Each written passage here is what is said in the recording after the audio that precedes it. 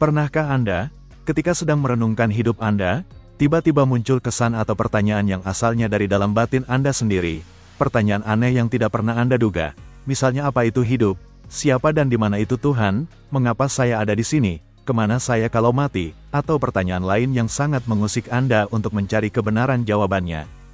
Kalau pernah, maka sangat mungkin pertanyaan semacam itu berasal dari roh percikan ilahi, roh Tuhan yang menempati diri Anda. Bertahun-tahun Anda mungkin mencari jawabannya, dan barangkali Anda akan menemukannya di channel ini, karena pasti ada pertanyaan Anda yang tidak mungkin dijawab oleh kumpulan akal manusia yang terbatas di dunia fana ini, tapi hanya bisa dijawab oleh pewahyuan dari alam semesta. Kita berada dalam keluarga alam semesta yang sangat besar. Ada tak terhitung galaksi, bintang, planet, dan makhluk di atas sana. Video ini tentang pewahyuan dari alam semesta dalam sebuah buku yang disebut Buku Urantia. Apa itu Buku Urantia? Akan saya jelaskan di bagian belakang video ini. Anda bisa juga melihat video pengantar yang lain di channel ini. Kita mulai langsung dengan tema kita, pewahyuan baru bahwa roh Tuhan menempati kita masing-masing. Tuhan dalam manusia. Roh yang akan kita bahas ini berasal dari Tuhan Yang Esa, Bapa Semesta, dan menempati kita satu persatu secara pribadi. Tuhan dalam manusia inilah kebenaran spiritual tertinggi, puncak dari ajaran spiritual agama. Pada bagian akhir video ini akan saya sampaikan beberapa cara praktis berkomunikasi dengan roh yang mendiami kita, dikutip dari Buku Urantia. Juga bahwa pada dasarnya pengalaman spiritual kita dengan roh ini sama, meskipun kita beda-beda agama. Jadi ikuti video pendek ini sampai akhir.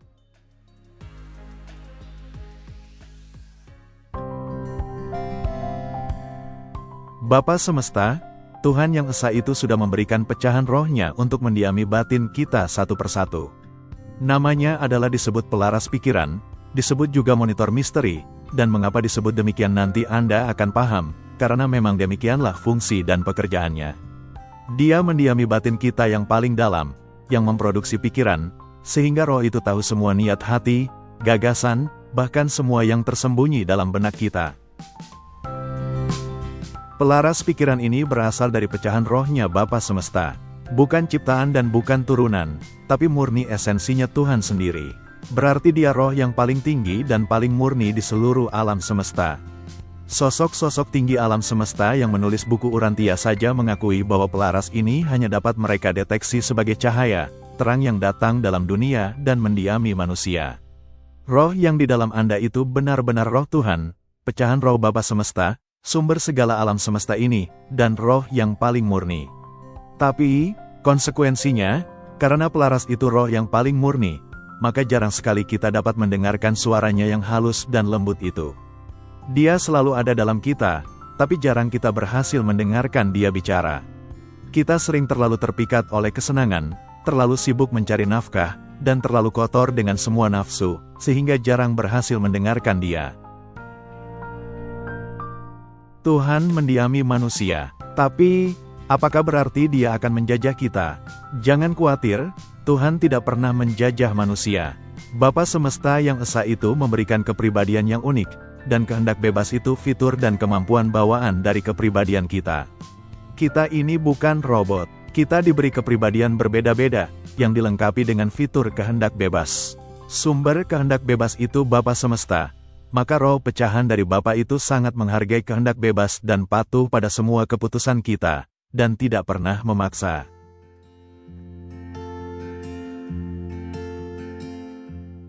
Bapa Semesta yang paling tinggi memberikan rohnya yang paling murni kepada manusia fana yang jasmani dan paling rendah ini. Disinilah hebatnya rancangan Tuhan.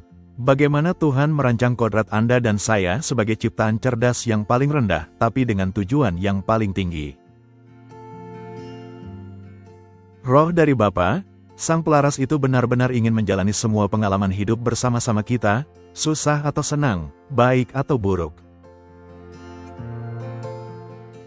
Kalau kita berikan kesempatan kepada roh ini, maka dia dapat berfungsi sebagai pemandu, seperti pilot, karena dia adalah mitra kita yang setia dan memahami alam semesta. Kita tidak akan salah jalan dan tidak akan tersesat selama-lamanya.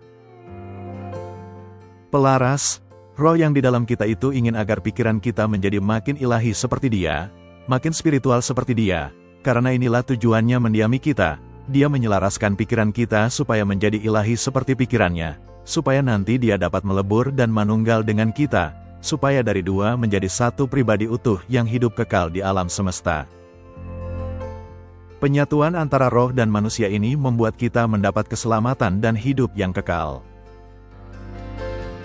Banyak spiritualis Nusantara dari dulu sudah mengajarkan dari pengalaman spiritual bahwa ada roh ilahi dalam diri manusia. Banyak yang menyebutnya sebagai percikan ilahi, Nur Muhammad, roh dari Tuhan, penuntun ilahi, cahaya penuntun, higher self, dan sebagainya. Sekarang alam semesta membuka pengetahuan tentang roh-roh alam semesta yang mendampingi hidup kita, yang ternyata tidak hanya satu. Di dalam kita, ada roh kecerdasan yang memberi hidup pada tubuh kita. Roh kecerdasan ini membuat kita dapat beraktivitas dan hidup. Di luar kita ada malaikat penjaga takdir, yang menjaga dan mendampingi kita. Ada sepasang dengan 2 asisten, jadi malaikat yang menjaga kita ada 4, dan mereka bertugas di luar dan sekeliling kita.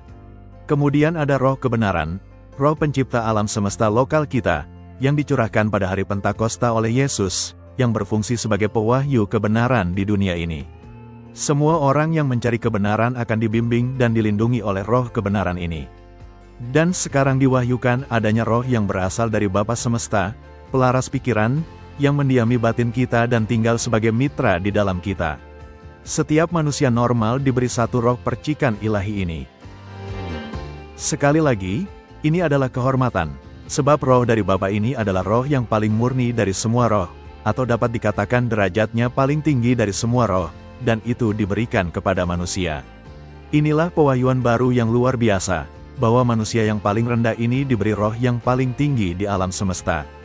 Kita sering merendahkan diri kita sendiri, tapi alam semesta memandang kita ini tinggi, karena roh Tuhan ada dalam kita, sehingga prospek dan masa depan kita menjadi tidak ada batasnya dalam kekekalan alam semesta.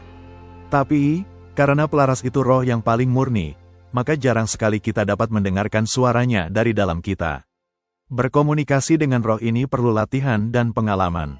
Tapi kalau kita sering melakukan perenungan pikiran, tafakur, meditasi, berkomunikasi menggunakan ketajaman rasa dan kehalusan budi, maka kita akan lebih sering mendengar suaranya. Berikut adalah caranya, yang perlu Anda latih dan Anda pertajam setiap hari. Caranya mudah saja, inilah nasihat dari Yesus yang dimuat dalam buku Urantia. Setelah kita selesai menaikkan doa kepada Bapa, kita perlu untuk tetap untuk sesaat dalam keadaan penerimaan hening, agar memberi kesempatan roh yang mendiami agar berbicara kepada jiwa yang sedang mendengarkan. Jadi, roh dari Bapa itu paling mudah berkata-kata kepada manusia pada saat batin manusia sedang dalam sikap penyembahan yang benar. Jawaban itu bisa dalam bentuk gambaran, perasaan, kesan atau perkataan. Doa itu suatu pertemuan dan percakapan normal antara pribadi Tuhan dengan pribadi manusia, seperti Bapa dan Anak, dan Roh Tuhan yang di dalam kita dapat memberikan petunjuk dan nasihat kepada kita tentang apa yang kita doakan. Kadang-kadang ada kesan tertentu, atau jawaban dari roh itu. Setiap kali dia menyampaikan sesuatu, ada yang disebut sebagai semacam aroma keilahian, semacam perasaan damai dan kasih yang melampaui akal kita. Ada suasana seakan-akan sedang berada dalam kehadiran ilahi, di mana kita sedang bercakap-cakap dengan yang ilahi, atau kita sedang mencicipi suasana keilahian, dalam bentuk suasana surga yang dibawa masuk dalam batin kita.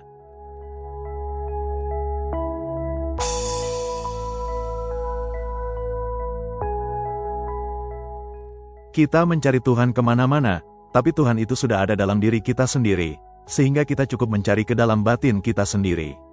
Dan kita dapat mencicipi rasanya berada di hadapan Tuhan, sementara kita masih di dunia ini, bahkan ketika sendirian. Inilah bukti terbesar adanya Tuhan dan surga itu, yang belum pernah kelihatan mata, yang tidak pernah ditemukan para ilmuwan, tapi bisa dibuktikan dan dirasakan dalam pengalaman batin orang beriman yang sederhana. Tapi, jika ada kesan atau pesan tertentu, belum tentu semuanya dari roh itu, melainkan bisa dari pikiran bawah sadar kita sendiri. Pikiran kita ini selalu dinamis dan campur aduk. Sebab itu, supaya tidak salah, kita dianjurkan untuk berhati-hati, dan menganggap semua itu dari pikiran sendiri, dari batin sendiri. Anggap saja pikiran Anda sendiri, tidak usah mengatakan bahwa itu suara Tuhan kepada orang lain. Pada dasarnya kita sedang berinteraksi dengan roh dari satu sumber yang sama, dan kita semua bersaudara, sama tinggi di hadapan Tuhan. Roh itu dari satu sumber yaitu Bapa Semesta, sehingga menyebabkan pengalaman rohani kita juga serupa terlepas dari latar belakang agama kita. Doktrin kita beda-beda, ajaran dan tafsiran kita beda-beda, tapi pengalaman rohani dengan roh dari Bapa Semesta itu serupa. Inilah yang membuat kita adalah benar-benar dalam kesatuan spiritual, yang menyatukan Anda dan saya dalam persaudaraan umat manusia. Meskipun kita tidak saling kenal, dan beda agama, tetapi ketika kita bicara pengalaman pribadi dengan keilahian itu, ternyata pengalaman kita serupa.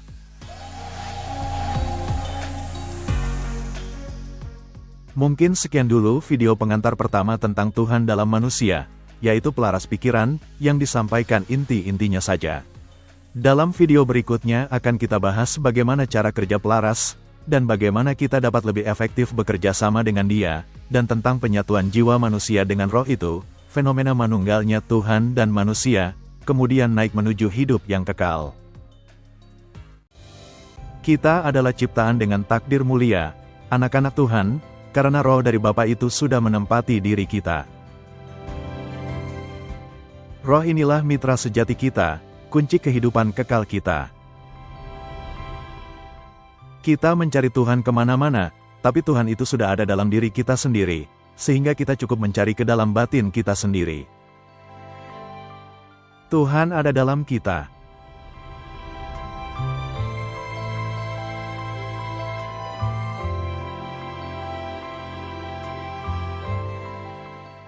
Sebelum saya akhiri, bagi Anda yang masih menanyakan apa itu buku Urantia, mari kita membahas sedikit apa itu buku Urantia. Buku ini buku pewahyuan yang ditulis oleh sosok-sosok pribadi dari alam yang lebih tinggi. Jadi bukan manusia yang menulisnya. Disampaikan kepada kelompok ilmuwan di Chicago pada abad 20. Dicetak pertama tahun 1955 dan ini benar-benar teks dari alam semesta dalam teks aslinya bahasa Inggris dengan hampir tidak ada perubahan oleh manusia. Intinya adalah bahwa Tuhan itu esa, kesatuan semesta, dan Tuhan itu pribadi yang pengasih dan Bapa semua makhluk dalam keluarga semesta, bahwa manusia itu bersaudara, struktur alam semesta, serta golongan-golongan personalia penghuninya. Ada tentang sejarah segala sesuatu, sejarah alam semesta, sejarah bumi, sejarah manusia, sejarah agama, roh Tuhan di dalam manusia, semua dipaparkan secara urut dari asal-usul dan masa depannya. Bagian 4 tentang sejarah hidup Yesus bahkan memuat riwayat sampai ke tanggal dan jamnya. Buku Urantia mengajarkan perluasan wawasan kosmik dan persepsi spiritual, dan tidak mengajarkan ideologi, agama, atau nabi baru. Buku ini untuk semua orang. Silahkan diuji, diteliti dan dipelajari dari sisi ilmiah, filsafat, dan agama. Kalau ada yang berguna, silahkan mengambil dari isi buku itu, untuk kepentingan Anda sendiri. Terima kasih sudah menonton video ini. Silahkan mempelajari lebih lanjut dengan berkunjung ke urantia.org, atau di apps Urantia di HP Anda, mengunduhnya secara gratis dalam bahasa Indonesia, melakukan penyelidikan dengan mesin pencari, berkenalan dengan teman-teman sesama pembaca buku ini di seluruh dunia, ikut kelas belajar, atau membeli buku cetaknya.